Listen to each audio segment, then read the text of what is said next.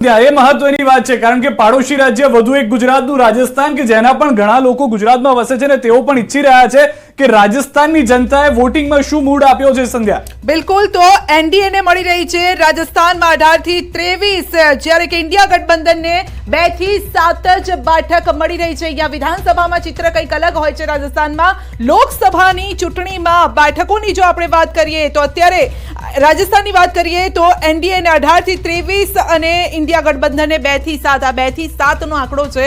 સંતુષ્ટ છો? સંધ્યાબેન, હું પહેલેથી કહું છું, કલાકથી અહીંયા બેઠો છું ને એક જ વાત કરું છું કે એક્ઝેક્ટ પોલ 4મી તારીખે આવે છે.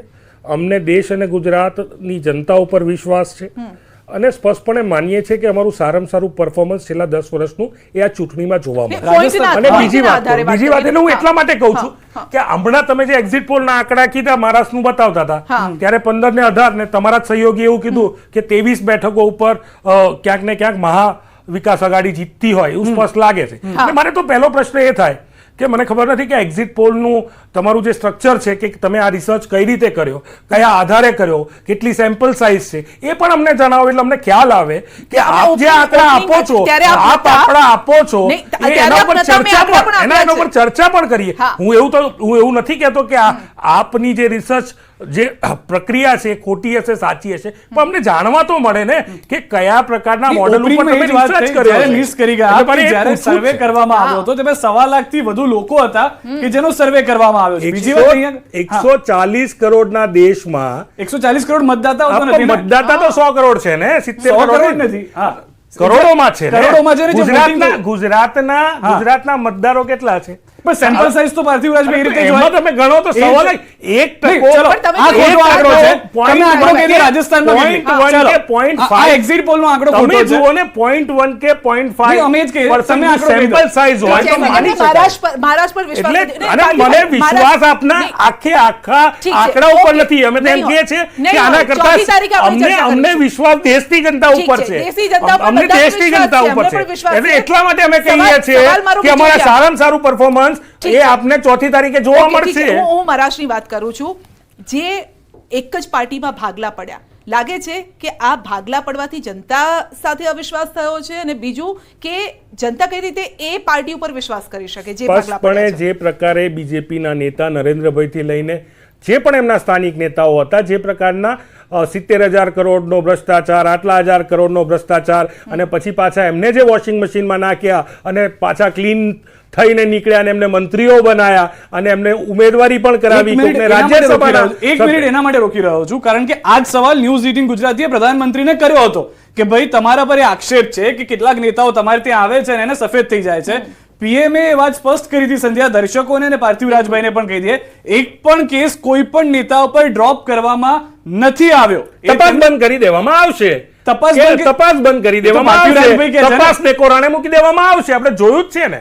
આપણે ક્યાં નથી જોયું? હેમંતો બિસ્વા શર્મા, શારદા સ્કેમ, બોલો અત્યારે મુખ્યમંત્રી છે, ક્યાં છે તપાસ? ક્યાં ગઈ? એ જ રીતે ક્યાંક ને ક્યાંક તમે જુઓ તો નારાયણ રાણેની વાત કરીએ, બોલો કેટલા અજીત પવારની વાત કરીએ, એને જવાબ મળશે. આ તો તમે એક પછી એક કાઉન્ટર કરતા જશો. એટલે છે જ પ્રશ્ન એટલા માટે છે કે જે હું માનું છું કે વોશિંગ મશીન નહીં ધોબીઘાટ થઈ ગયું છે. ઠીક છે, ભાજપ હવે ધોબીઘાટ થઈ ગયું છે. મારો સવાલ એ હતો કે એક જ પાર્ટીમાં જો બે એ ફૂટ પડે તો એ ફાયદો કઈ રીતે કોને મળી શકે? પછી બેન, ફાયદા કરતા પણ અગત્યનો પ્રશ્ન એ છે કે જ્યારે મહારાષ્ટ્રની જનતાએ જેને બહુમત આપ્યો હોય અથવા તો જેનામાં વિશ્વાસ મૂક્યો હોય, એ ક્યાંક ને ક્યાંક આગેવાનો પોતાના ફાયદા માટે જે પ્રકારની પ્રક્રિયા કરતા હોય તો એ ક્યાંક ને ક્યાંક મતદારો જોતા હોય છે અને ગંભીરતાથી જોતા હોય છે.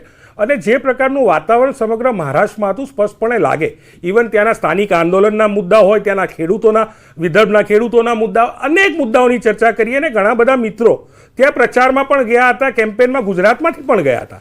અને એ લોકોનું બી સ્પષ્ટ માનવું હતું કે લોકોમાં જે આક્રોશ છે, લોકોમાં એ ગુસ્સો છે, હું માનું છું કે એ સ્પષ્ટપણે દર્શાવે છે કે આ વખતનો સમય એ બીજેપી માટે એક્ઝિટનો સમય છે, કપરો સમય છે અને દેશની પ્રજા એમને જવાબ આપવાની છે.